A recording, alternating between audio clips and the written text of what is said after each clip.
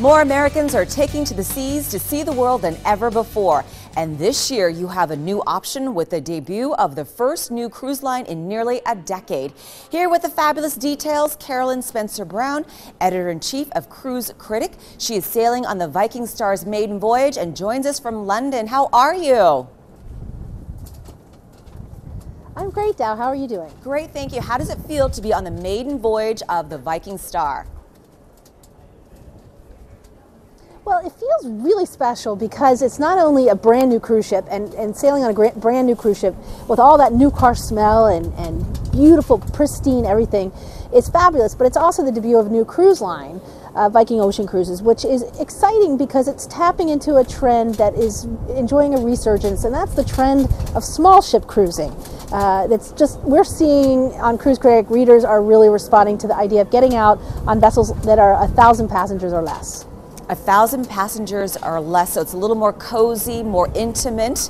And what else does the cruise line offer? The big ships are great, and they're fun, and they have cool, fun, water sports and water slides and kids clubs. But the small ships, what they're really special for is that they allow you to get up close and personal with the places you're visiting. True cultural immersion, longer stays in port, and on board it's more like being in a village or a neighborhood than a small city. It looks so gorgeous. So this is helping travelers to actually experience more when the ship is smaller, and you're talking about the actual destination and also getting off the ship. Yes. I mean, for example, just very point of where we are today here in Greenwich, which is just south of London and really part of London.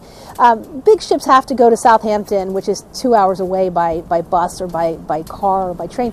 Here you just hop on a water taxi and go into the city, and it's really a special experience. And that's what I think small ships offer that's unique, is that they can get into these small places or right in the heart of cities where the big ships can't. And I think that's a very exciting for somebody for me, I'm an independent traveler. I love the idea I can get off the ship and just go wander and do my thing. Experience a different culture and take in the sights and sounds of the city where you are. Now, as we mentioned, this is the first new cruise line in more than a decade. So when can people actually hop on board?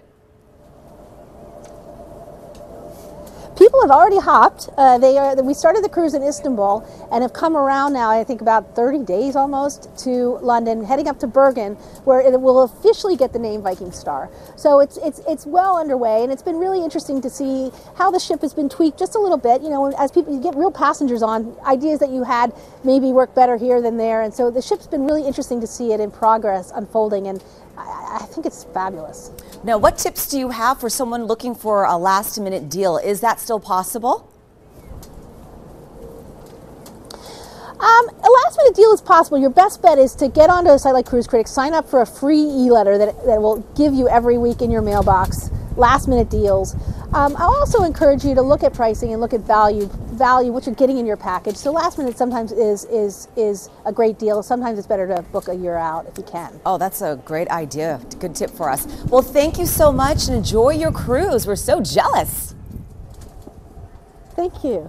Thank you. There is no such thing as a bad day on a cruise, I gotta say. No kidding. Thanks, Dow. Thank you. Viking Star has embarked on her maiden voyage from Istanbul to Venice, thus launching the travel industry's first new cruise line in almost a decade. If you'd like more information on this line and why more people are hitting the high seas, check out the website on your screen. Sean?